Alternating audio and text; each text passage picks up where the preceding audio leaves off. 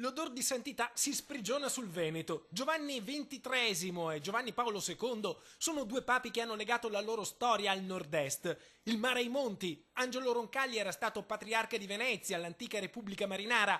Karol Wojtyła amava le montagne del Veneto. Così questo odor di santità si diffonde a partire dalle Dolomiti, dalle rocce amiche del Papa polacco, che passava le sue ore in appassionate passeggiate a Lorenzago, in quel che oggi è conosciuto come il Bosco di Giovanni Paolo II. Così lo chiamano i montanari che abitano queste zone. Così verrà intitolato con una cerimonia ufficiale a cui è stato invitato anche Papa Bergoglio. Una cerimonia parca e modesta, come è nello stile di Francesco. A Lorenzago è ancora vivo il ricordo di Papa Wojtyła. Oggi in paese è arrivata anche una reliquia, un ciuffo di capelli di Giovanni Paolo II.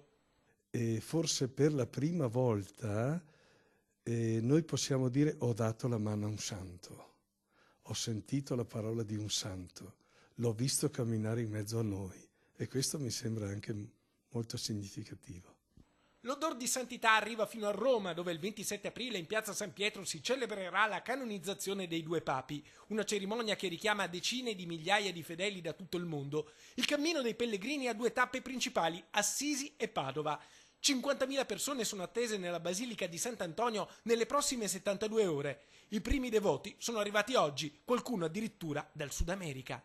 Vengo de Ciénaga de Oro, Córdoba, Colombia.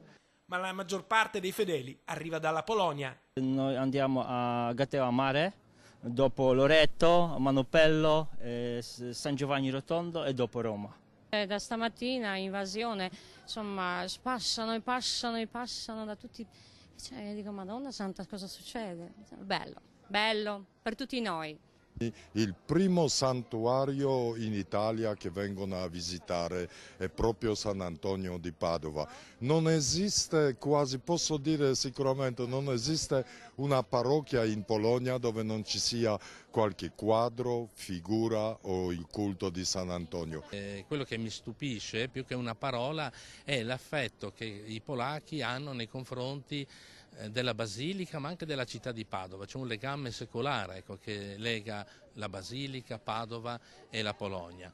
Mentre nella Basilica si celebrano messe in polacco, sul cortile gruppi di pellegrini si fermano ad ammirare la facciata, dove si staglia l'immagine dei due papi con frate Antonio, che una volta disse: «I santi brillano come stelle nel cielo per il bene di tutti».